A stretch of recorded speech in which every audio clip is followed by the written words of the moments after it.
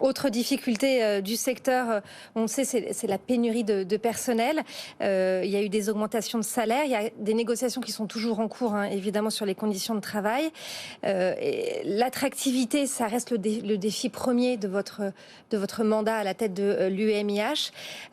Comment rendre les métiers du secteur plus attractifs? C'est quoi? C'est augmenter les salaires, changer, faire évoluer les coupures, proposer des semaines de travail peut-être plus réduites, des contrats plus courts. J'entends sur les augmentations de salaire, je pense que c'est pas uniquement une problématique d'augmentation de salaire. Vous savez, ce sont des chefs d'entreprise responsables. Souvent, quand il faut garder les collaborateurs, l'augmentation de salaire se fait. Quand elle se fait pas, c'est que l'entreprise n'a pas suffisamment de résultats pour augmenter ses salaires. C'est pas simplement une augmentation de salaire, c'est-à-dire que la problématique que je vais associer aussi à cela, de recrutement, c'est aussi le logement. Il y a une vraie problème de logement et encore plus sur les saisonniers. Aujourd'hui, vous ne trouvez plus de logement saisonnier. Aujourd'hui, on a des confrères et des consoeurs qui s'organisent pour construire leur propre logement et demander une fiscalité par rapport à cela parce qu'ils n'arrivent plus à se loger. Quand vous avez 120 jours de Airbnb dans des zones touristiques, bien, il est bien évident que vous ne trouvez plus à loger votre personnel.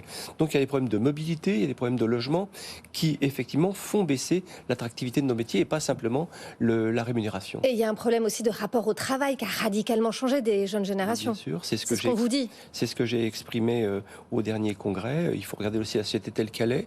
Nous avons des jeunes gens qui nous disent « je ne veux plus un rapport sacrificiel au travail » et ça s'entend.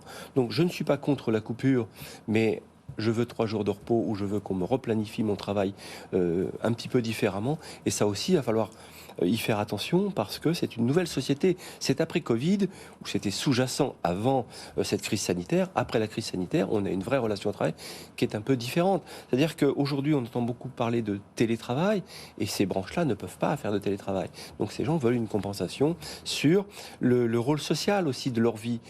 Comment je retrouve une activité sociale autour de mon activité professionnelle. Tout ça, il faut en prendre compte, il faut regarder comment on replanifie nos métiers et peut-être regarder avec l'État, avec le régalien, ce que c'est qu'une nouvelle convention collective par rapport à nos métiers. Ça peut s'étudier.